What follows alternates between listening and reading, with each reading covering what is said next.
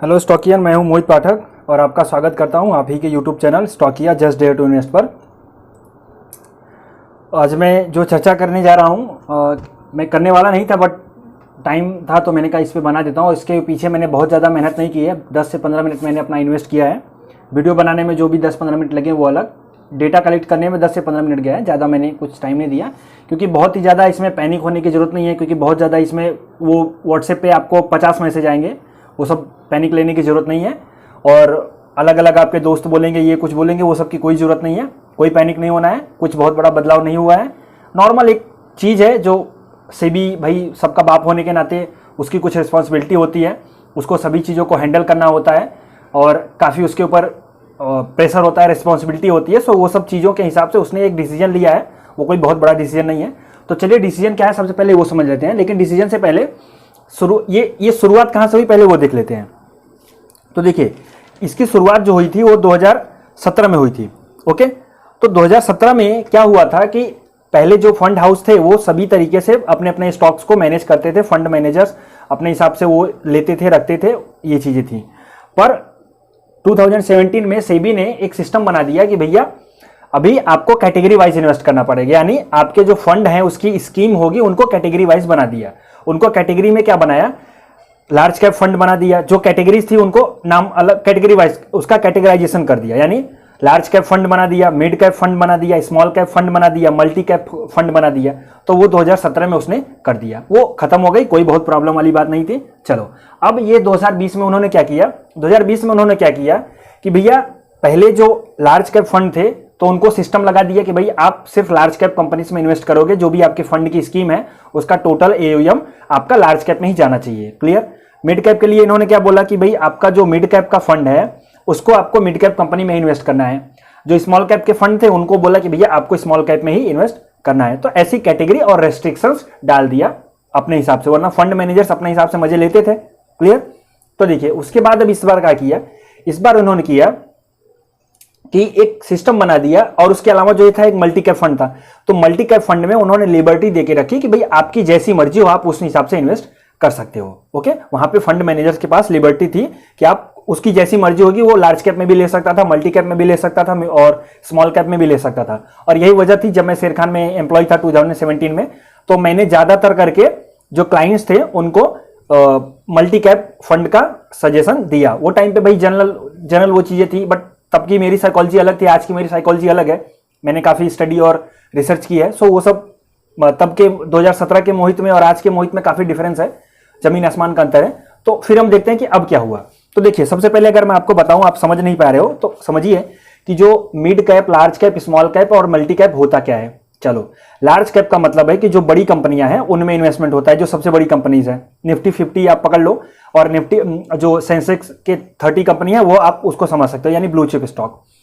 दूसरा आता है मिड कैप, तो जो मिड साइज की कंपनीज है उसमें इन्वेस्टमेंट होती है। मैं बहुत ज्यादा डिटेल में नहीं जाऊंगा, आपको सिर्फ समझाना चाहता हूं क्योंकि आपको एग्जाम नहीं पास करना है कि मल्टी कैप फंड का एयूएम कितना होना चाहिए, वो सब की कोई जरूरत नहीं है। आपको एग्जाम तो पास नहीं करना, आपको नॉलेज के लिए और अवेयरनेस के लिए आपको जानकारी चाहिए, वो मैं प्रोवाइड करूंगा यहाँ पे।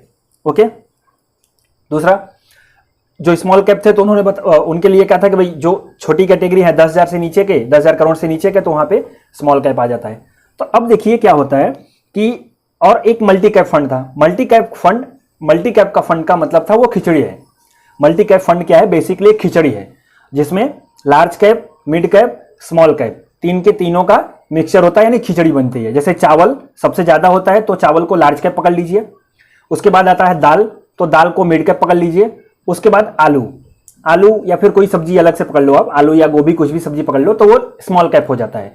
तो उसी तरीके से इन्वेस्टमेंट भी म्यूचुअल फंड मैनेजर्स भी करते थे। म्यूचुअल फंड मैनेजर्स क्या करते थे, वो खिचड़ी तरह, वो जो फंड होता था उनका मल्टी कैप का फंड, उसको खिचड़ी की तरह बनाते थे। खिचड़ी की तरह मतलब कैसे, सबसे ज्यादा यूज करते थे लार्ज कैप के फंड अपने स्टॉक में, उसके बाद इन्वेस्ट करते थे अपना एयूएम मिड कैप स्टॉक में, और उसके बाद इन्वेस्ट करते थे वो स्मॉल कैप स्टॉक्स में। ओके, तो ये चलता रहा था, वो खिचड़ी बना रहे थे। अभी सेबी ने क्या बोल दिया, भैया आपको आलू भी उतना ही यूज करना है, चावल भी उतना ही यूज करना है और दाल भी उतना ही यूज करना है, यानी जो खिचड़ी बनाओगे उसमें सब चीजें होनी चाहिए। क्लियर। तो हम चलते हैं डिटेल्स। वीडियो पे बने रहिए। और दूसरी चीज, आपके पास अगर टाइम ना हो तो 20 से 25 मिनट ये वीडियो में लग सकता है। मैं छोटा मोटा वीडियो बनाता नहीं हूं, क्योंकि मैं काफी पॉइंट डालता हूं, चीजें समझाना चाहता हूं, और आप समझिए।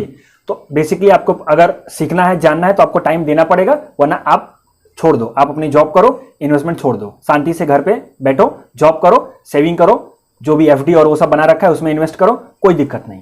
क्लियर? और अगर टाइम ना हो तो वॉच लेटर में डाल दो, लाइक करके छोड़ दो, वॉच लेटर में जब आराम से बैठ जाना तब देखना। क्लियर? मैं देखो परफेक्ट बोलता हूं, मैं कोई ये नहीं कि भैया ये वो ऐसा ना, भाई तुम्हारी मर्जी है, आप अपनी मर्जी से चलो, मेरा जो कहना है वो कर दिया। तो चलिए, रूल क्या आया है, सेबी का जो असेट एलोकेशन फंड आया है वो हुआ है भाई, पहले मल्टी कैप फंड में मैंने बताया ना कि जो फंड मैनेजर्स थे वो खिचड़ी बनाते थे। लार्ज कैप यानी सबसे ज्यादा चावल यूज करते थे, उसके बाद दाल यूज करते थे मिड कैप, उसके बाद स्मॉल कैप में गोभी या फिर आलू कुछ भी डाल दिया। अब वो ऐसा नहीं है, सेबी ने बता दिया कि भैया आपको मिनिमम जो इन्वेस्टमेंट है वो आपका लार्ज कैप में भी मिनिमम 25% करना पड़ेगा। जो आपका एओईएम है, लेट से कि एक फंड है उसका एओईएम है 100 रुपए का, ओके, तो 100 रुपए में से 25 रुपए लार्ज कैप में इन्वेस्ट करने हैं कंपलसरी, 100 में से 25 रुपए इन्वेस्ट करने हैं मिड कैप में कंपलसरी, ओके, ये रहा। और उसके बाद जो 25 रुपए बचेंगे वो स्मॉल कैप में कंपलसरी इन्वेस्ट करना है। तो अभी ये रूल नया आ गया है। बाकी का जो 25% है वो उसके ऊपर डिपेंड करता है, उसके अपने ब्रेन के ऊपर कि भाई वो कहां पे डालना चाहे, वो चाहे वो जिसको भी अलग से प्रायोरिटी देना चाहे, चाहे वो लार्ज कैप को प्रायोरिटी दे दे, चाहे मिड कैप को प्रायोरिटी दे दे, चाहे स्मॉल कैप को प्रायोरिटी दे दे, वो चीजें। बट अब ये तो रूल है, रूल समझ गया। इसके बाद मैं चलूंगा, मैंने ऐसी ऐसी चीजें डिस्कस कर, ऐसी ऐसी चीजें खोज निकाली हैं, क्योंकि देखो आपको लॉजिक और प्रूफ के साथ बात करना होता है, समझ रहे हैं ना। वीडियो बनाने का मतलब क्या होगा कि आपको नया लॉजिक समझ में आए, उसके पीछे जो रूल्स और लॉजिक काम करते हैं वो समझ में आए, और आपको एक नया कुछ आइडिया मिल के है, ताकि आपका जो ब्रेन है वो और अच्छे से काम कर सके।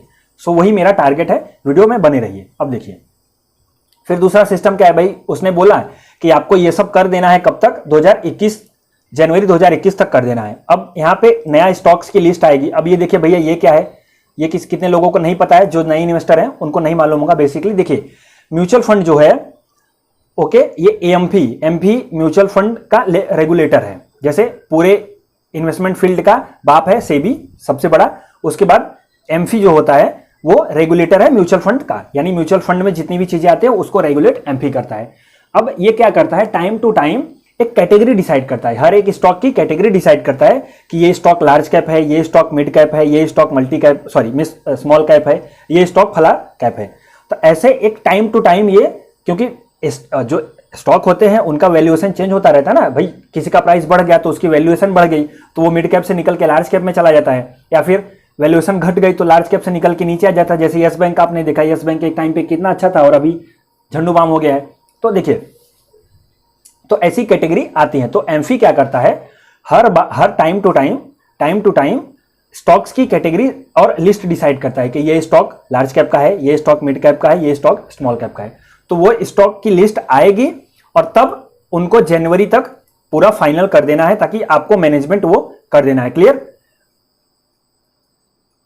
अब इसको छोड़ देते हैं, इसका कोई यूनिस नहीं है। तो ये बस यही रूल है, ओके, ये रूल समझ लीजिए। अब हम आगे चलते हैं, मैं इसको बंद कर देता हूं, और इसको मैंने उसके पोर्टल से डाउनलोड किया है, सो ऑथेंटिकेट है, हम कुछ नहीं करना चाहते। अब देखिए, अब मैं जा रहा हूं कंपटीशन वाइज, कंपटीशन और कंपैरिजन करूंगा। देखिए ज्यादा लोग अब आपको व्हाट्सएप पे क्या मैसेज मिल रहे होंगे, अरे यार मिड कैप वाले लार्ज कैप बर्बाद हो जाएंगे, लार्ज कैप टूटेगा, लार्ज कैप का शेयर टूटेगा, मार्केट टूटेगा। अरे भैया ऐसा कुछ नहीं होने वाला, समझ रहे हो ना, ऐसा कुछ नहीं होने वाला। लोगों को लगता है कि यार लार्ज कैप में से पैसे निकल जाएंगे, वो टूट जाएगा, लार्ज कैप नीचे आ जाएंगे, ऐसा कुछ नहीं होने वाला, समझ रहे हो ना, क्योंकि बाकी के रूल्स तो चेंज नहीं हुए ना। लार्ज कैप वालों का लार्ज कैप में वो इन्वेस्ट करते रहेंगे, मिड कैप वालों का मिड कैप में इन्वेस्टमेंट करते रहेंगे। चेंज खाली हुआ है मल्टी कैप फंड के लिए। आप चीज को समझिए, बहुत ज्यादा पैनिक में मत आइए। आपको 50 व्हाट्सएप के मैसेज आएंगे, वो सब पे देखने की जरूरत नहीं है। फोकस करिए अपने इन्वेस्टमेंट और लर्निंग पे, सीखिए। तो देखिए भाई सभी के लिए तो चेंज हुई नहीं है, लार्ज कैप के लिए चेंज नहीं हुई है, मल्टी कैप, सिर्फ मल्टी कैप के लिए चेंज हुआ है। तो अब मल्टी कैप में देखिए, मल्टी कैप में एक थोड़ा सा जो पॉइंट वाला निकल के आता है। पहला पॉइंट क्या है, मेरा पहला पॉइंट ये है कि मल्टी कैप के जो फंड थे वो इन्वेस्टमेंट किस तरीके से करते थे, यानी उनका जो पोर्टफोलियो बनता था वो किस तरीके से बनता था। तो जाहिर सी बात है भैया, लार्ज कैप में को सबसे ज्यादा वो तवज्जो देते थे जो फंड मैनेजर होते थे, और स्मॉल कैप को सबसे कम देते थे। ओके, तो इस हिसाब से जो उनकी परफॉर्मेंस निकल के आई है, क्या वो चेंज हुई है? यानी स्मॉल कैप की वजह से किसी स्मॉल कैप और ये स्मॉल कैप, मिड कैप और लार्ज कैप की वजह से किसी फंड की परफॉर्मेंस यानी उसका एसआईपी का रिटर्न या फिर लमसम का रिटर्न वो कम हुआ है, वो इफेक्ट हुआ है, उस पर हम चर्चा करेंगे। मेरा पहला क्वेश्चन और पहला पॉइंट ये है। दूसरा पॉइंट ये है कि जिन स्टॉक्स ने स्टॉक मैंने बोल दिया, जिन म्यूचुअल फंड्स ने और या फिर जिन म्यूचुअल फंड मैनेजर्स ने स्मॉल कैप को ज्यादा तवज्जो दी थी, उनका रिटर्न क्या निकल के आया है, वो दोनों में कंपैरिजन करेंगे। क्योंकि देखिए, एक बात समझ लीजिए, किसी भी सेक्टर को अंडर एस्टिमेट करना मैं गलत समझना हो। स्टॉक मार्केट में अंडर एस्टिमेट हमें नहीं करना चाहिए।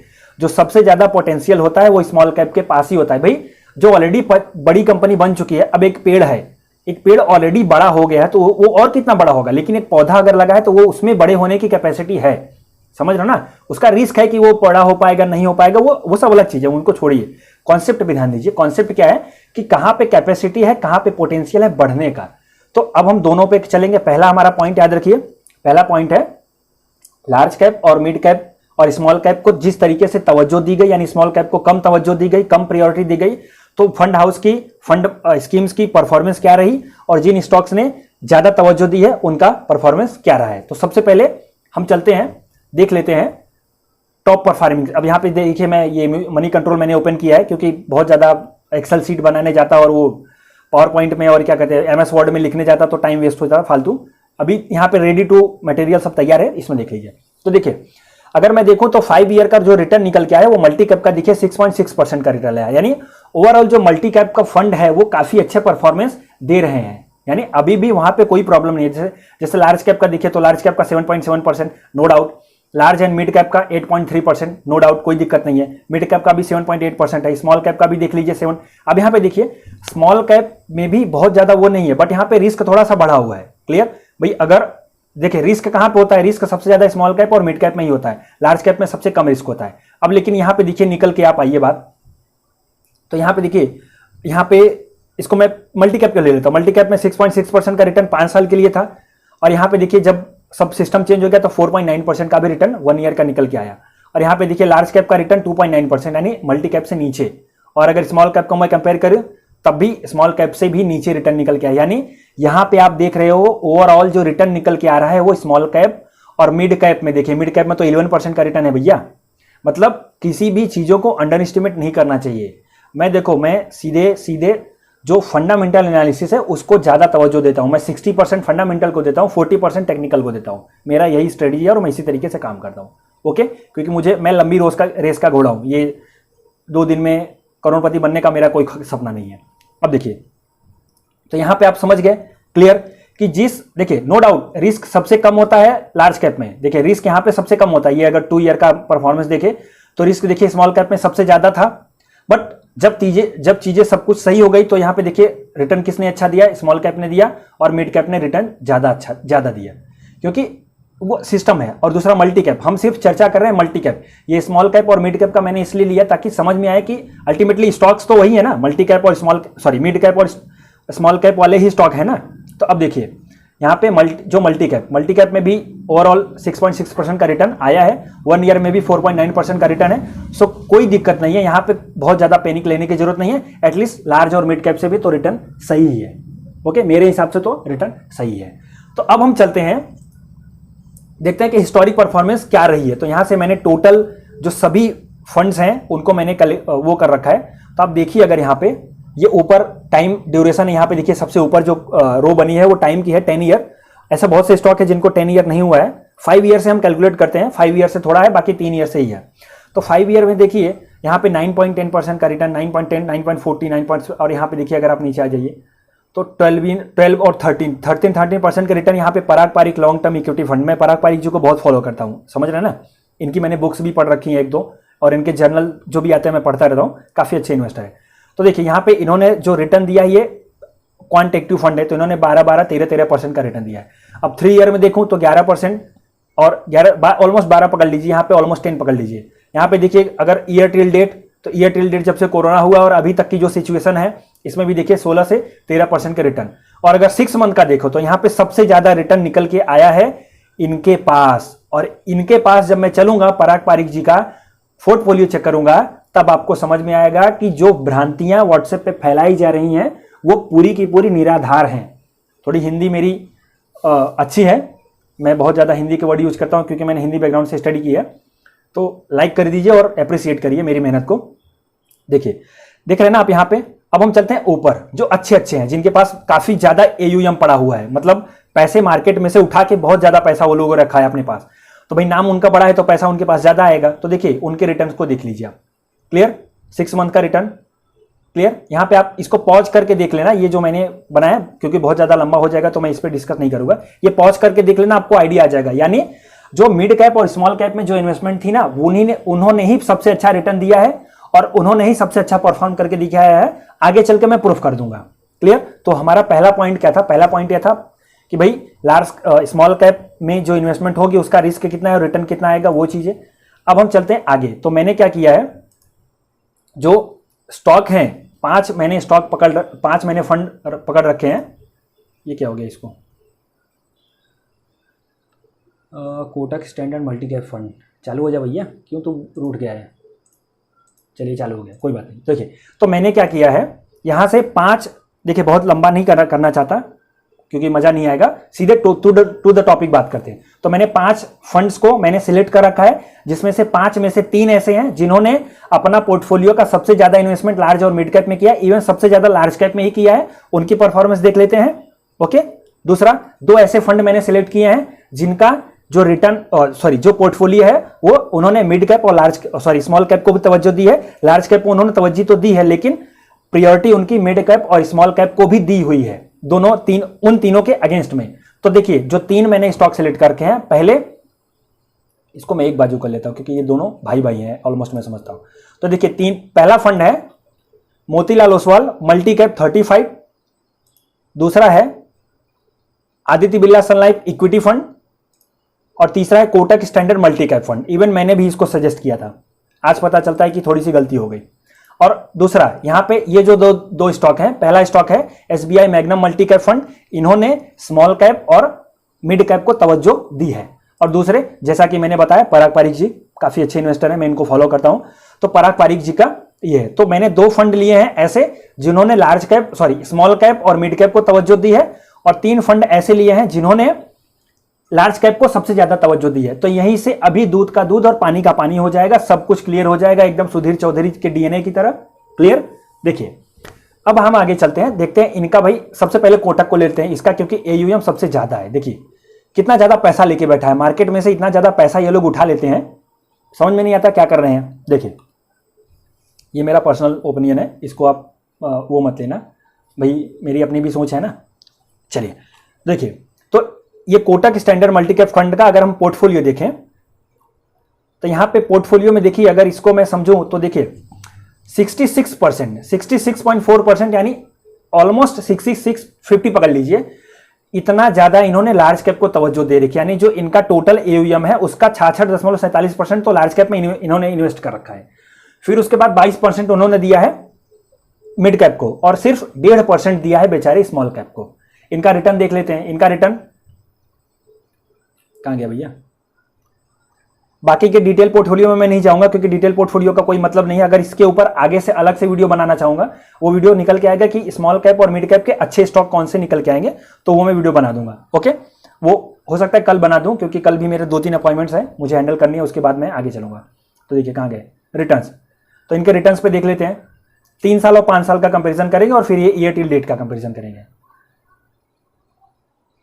चलिए कोई बात नहीं, यहीं पे है ना, ये रहा मल्टी कैप फंड। जब तक वो खुलने में टाइम लगेगा तब तक। तो यहाँ पे देखिए इन्होंने 10.8% का रिटर्न दिया है, 80% का 10 साल में, 5 साल का हिसाब से पकड़ते हैं 9.16, 6 मंथ का 4.28। ओके, 5% और 9%। चलिए इनको हटा देते हैं अभी। अब आते हैं आदित्य बिरला सन लाइफ का। आदित्य बिरला सन लाइफ ने भी क्या किया है, वही 55%, ऑलमोस्ट 56%, क्योंकि 91 है तो मैं इसको 56 पकड़ता हूं। 56%, 56% इन्होंने दिया है लार्ज कैप को तवज्जो, 24% इन्होंने तवज्जो दी है मिड कैप को, और सिर्फ 6.5% तवज्जो दी है इन्होंने स्मॉल कैप को। इवन थोड़ी सी इन्होंने तवज्जो दी तवज्जो तवज्जो तो दी, यानी प्रायोरिटी तो दी। ओके, तो आदित्य बिरला सन लाइफ का जो रिटर्न हम देखेंगे, कहाँ पे है, इसको ढूंढने में दिक्कत हो जाती है भैया।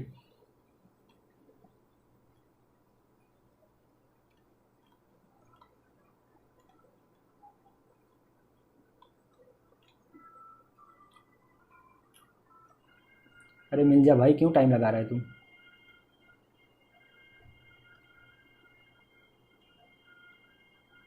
ये रहा आदित्य बिरला सन लाइफ। तो देखिए इसका जो 5% 5 ईयर का रिटर्न है 8.63 है, और यहाँ पे मैं पकड़ूँ 3 मंथ का रिटर्न इन्होंने काफ़ी अच्छा दिया है 11.44, सही है, बहुत अच्छा है। 6 मंथ का रिटर्न इन्होंने कम दिया है थोड़ा सा। ओके, 1 ईयर का रिटर्न में देखूँ तो 3.5% का बहुत ही ज़्यादा वो नहीं है, मतलब खुश करने वाला नहीं है।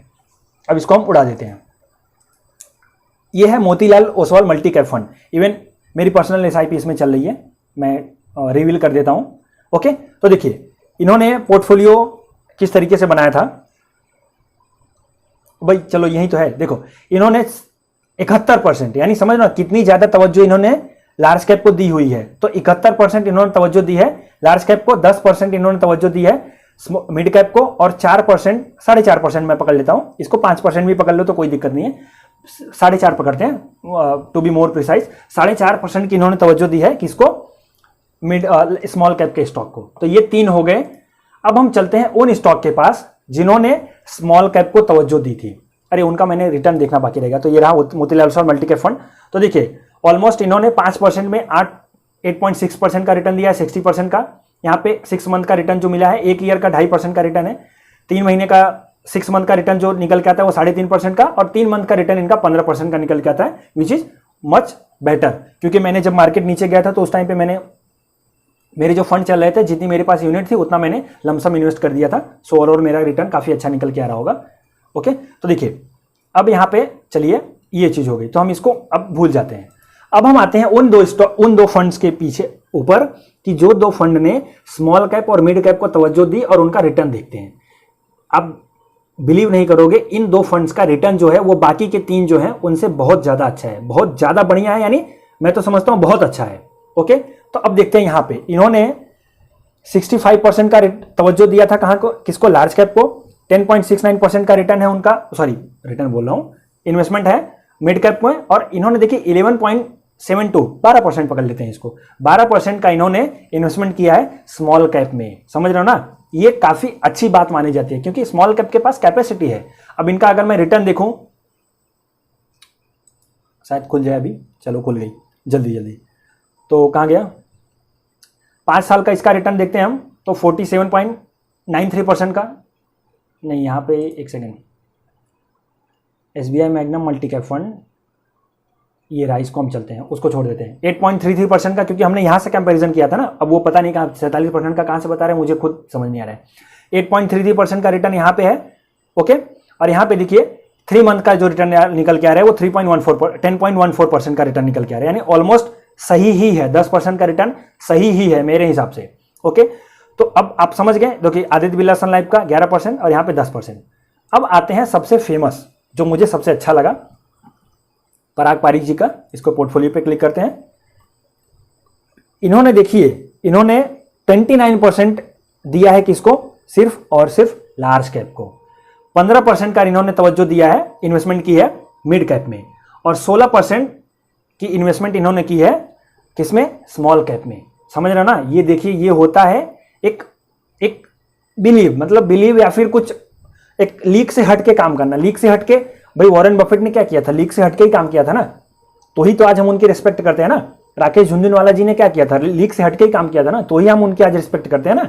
वरना बहुत से हैं ऐसे स्टॉक, मेरी तरह 50 यूट्यूबर हैं आपको मिलेंगे, 50-50 ज्ञान बांटते फिरेंगे, 50-50 स्ट्रेटेजी बताएंगे, ऐसे बताएंगे, आपको लगेगा अरे यार ये तो सच में ये सही है, ये भगवान ही है। किसी के पास कुछ नहीं मिल पैसा है, वो 2 दिन कमाते हैं, 4 दिन कमाते हैं, कुछ नहीं होता।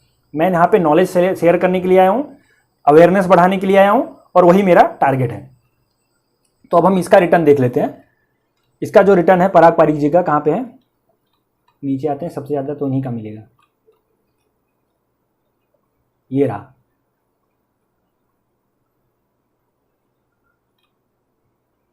अरे भैया कहाँ हो,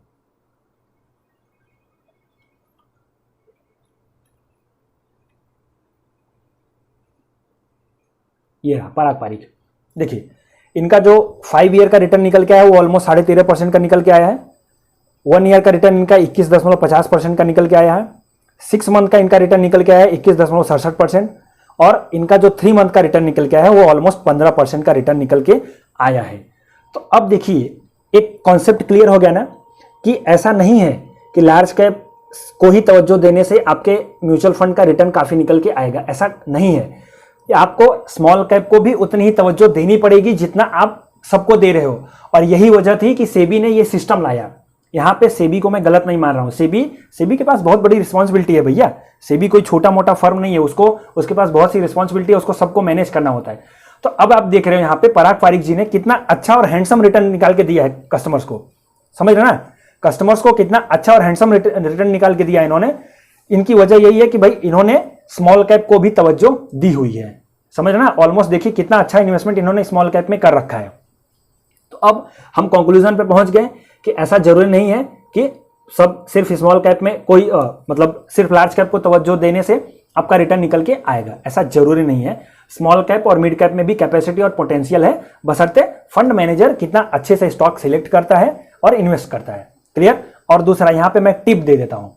अब पता है सब लोग पूछने लगेंगे, इवन मेरे पास भी 50 मैसेज आ गए हैं ऑलमोस्ट अभी तक मेरे क्लाइंट से, मेरे ऑलमोस्ट क्लाइंट के 50 मैसेज आ गए कि अच्छा स्मॉल कैप और मिड कैप बताओ। तो मैं तो सिर्फ एक ही चीज कहता हूं, देखो भैया ये पराग पारिक जी मुझसे 100 गुना ज्यादा नॉलेज रखते हैं, इवन आपसे भी 100 गुना ज्यादा नॉलेज रखते हैं। तो कुछ मत करो, मनी कंट्रोल पर जाओ, मनी कंट्रोल पर जाकर उनका पोर्टफोलियो ओपन करो, पोर्टफोलियो ओपन करके उनका top view complete holding open करो। ये मैंने प्रो वर्जन ले रखा है, आप नॉर्मल में भी जाओगे तो मिलेगा, कोई दिक्कत नहीं है। देखिए और यहाँ पे टोटल आप इनको एक काम करो, मार्केट कैप के वाइज सिलेक्ट कर लो। तो ये थोड़ा सा इन्वेस्टमेंट इनका बाहर की कंपनियों में भी होता है, बट यहाँ पे देखोगे तो लार्ज कैप और ये सब में है। तो स्मॉल कैप और मिड कैप अच्छे स्टॉक आपको मिल जाएंगे। तो इनमें भी आप टाइमली जब भी इनमें करेक्शन देखने को मिले तो आप इनमें इन्वेस्ट कर सकते हो। एक छोटी सी मैंने टिप दे दी आपको बस, क्योंकि पराग पारिक जी हैं भाई एक अच्छा फंड मैनेजर और ज्यादा नॉलेज रखने वाला, जो चीज कर रहा है हमें उसको फॉलो करनी चाहिए, तभी हमें अच्छा रिटर्न और कुछ सीखने को मिलेगा। क्लियर। तो अब यहां तक तो हो गया। तो देखिए ऐसा नहीं है कि जो स्मॉल कैप हैं उनको तवज्जो नहीं देंगे, तो क्योंकि देखो उन 3 स्टॉक ने मैंने बताया, Kotak multi cap, Motilal Oswal multi cap 35 और एक और था Aditya Birla Sun Life equity, long term equity. तो उन्होंने उतना ज्यादा तवज्जो नहीं दी थी, खैर उनका रिस्क भी उतना कम था, बट रिटर्न अच्छा मिल रहा है। यहां पे आप देख रहे हो स्मॉल कैप और मिड कैप को तवज्जो देने में। अब आते हैं कि भाई स्टॉक, अभी ये रूल तो आ गया, रूल किस तरीके से इम्प्लीकेट होगा, इसका इम्प्लीमेंटेशन किस तरीके से होगा, तो वो मैं आपको बताता हूं। देखिए अभी के हिसाब से लोगों का ऐसा मानना है कि 40,000 करोड़ निकलेगा कहां से, लार्ज कैप से निकल के वो जाएगा दोनों कैटेगरी में, यानी लार्ज कैप से, यानी जो एक्स्ट्रा इन्वेस्टमेंट हो रखी है अभी का जो पोर्टफोलियो का एओएम है सभी म्यूचुअल फंड हाउस के पोर्टफोलियो का, मतलब जो एओएम का सिस्टम है उनका जो रेशियो है उसमें से 40%, यानी सॉरी 40% बोल रहा हूं यार, पता नहीं क्या क्या बोल रहा हूं, 40,000 करोड़ निकल के आएगा कहां पे, मिड कैप और स्मॉल कैप में। तो अब देखिए कैसे निकल के आएगा, अब जब जाएगा तो निकल के कहां जाएगा, तो 13,000 करोड़ निकल के जाएगा मिड कैप में और 27,000 करोड़ निकल के जाएगा स्मॉल कैप में। यानी अब जो 27,000 करोड़ का फंड सीधे डिप्लॉय होने वाला है, यानी इन्वेस्ट होने वाला है स्मॉल कैप में।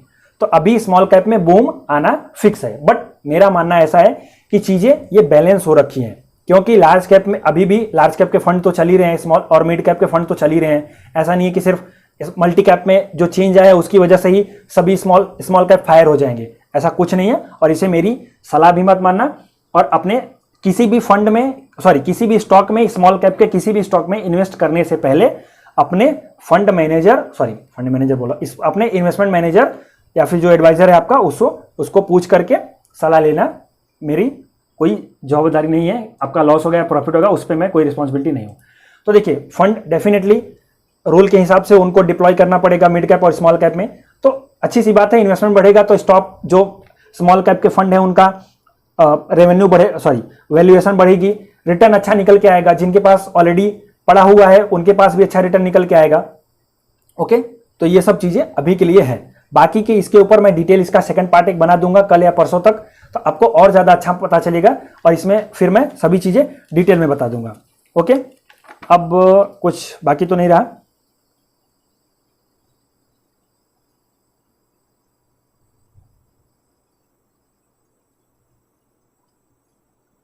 नहीं, कुछ नहीं बाकी है। चलिए, तो अब अगर ये वीडियो, ये मेरी थोड़ी सी जो मैंने मेहनत की है आपके पीछे, अच्छी लगी हो तो दूसरों को शेयर करिए, लाइक करिए और चैनल को सब्सक्राइब करिए। इसके अलावा टेलीग्राम चैनल की लिंक है डिस्क्रिप्शन बॉक्स में, उसको जाकर के ज्वाइन कर लीजिए। वहां जहां पे मैं डेली अपडेट्स प्रोवाइड करता रहता हूं और डेली इंट्राडे, शॉर्ट टर्म और डिलीवरी के कॉल्स देता रहता हूं। So thank you, wish you all the best, happy investing, good luck.